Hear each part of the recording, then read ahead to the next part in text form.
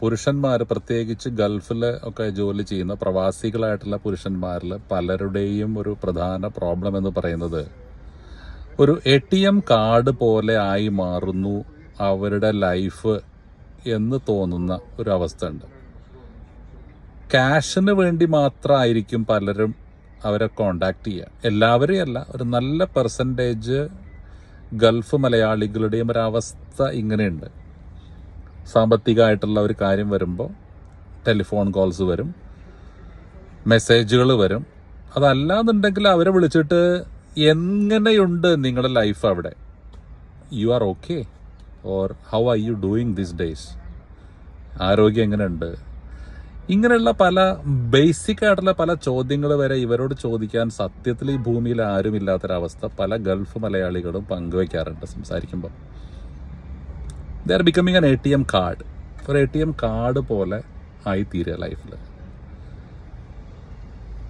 ഞാൻ പലപ്പോഴും നമ്മുടെ ഗൾഫ് മലയാളികളായിട്ടുള്ള സുഹൃത്തുക്കളോടൊക്കെ, പ്രത്യേകിച്ച് ചെറിയ ജോബൊക്കെ ചെയ്യുന്ന ആൾക്കാരോട് ചോദിക്കും, നിങ്ങൾക്ക് ഒരു ബാങ്ക് അക്കൗണ്ട് ഉണ്ടോ?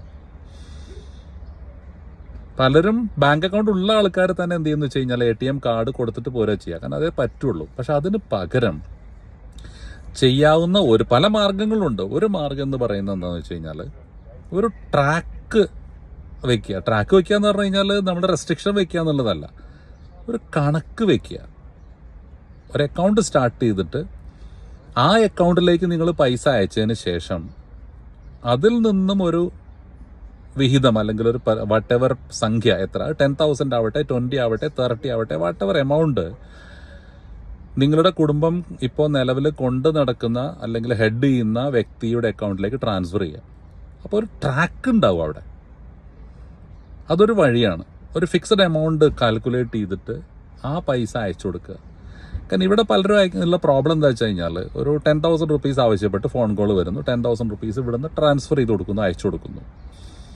അത് പല വഴിക്കും അയക്കുന്നവരുണ്ട് കേട്ടോ, ബാങ്ക് വഴിക്ക് മാത്രമൊന്നുമല്ല, ഈവൻ ഹവാല വഴിക്ക് അയക്കുന്നവർ വരെ ഗൾഫിൽ അറിയാനുള്ള കാര്യങ്ങൾ. അപ്പോൾ നാട്ടിലുള്ള ആൾക്കാരുടെ ഒരു പ്രോബ്ലം അല്ലെങ്കിൽ ഒരു വിചാരം എന്താണെന്ന് വെച്ച് കഴിഞ്ഞാൽ, ഒരു 20,000 എങ്കിലും അങ്ങേരെ കയ്യിൽ ഇല്ലാതെ ഒരു 10,000 ആളെ അയക്കില്ലല്ലോ.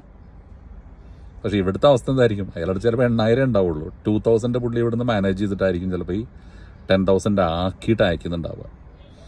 അപ്പോൾ ചെറിയ രീതിയിലുള്ള ചില ഫിനാൻഷ്യൽ ഡിസിപ്ലിൻ, ചില പീരിയോഡിക്കലായിട്ടുള്ള ചില അനാലിസിസ് ഈ വിഷയത്തിൽ നമുക്ക് ഉണ്ടായാൽ മാത്രമേ ഒരു 5 ഇയേഴ്സ് അല്ലെങ്കിൽ 10 ഇയേഴ്സ് കഴിയുമ്പോൾ സ്വന്തം കാര്യങ്ങൾ നോക്കുവാൻ നമുക്ക് പറ്റുള്ളൂ. അല്ലെങ്കിൽ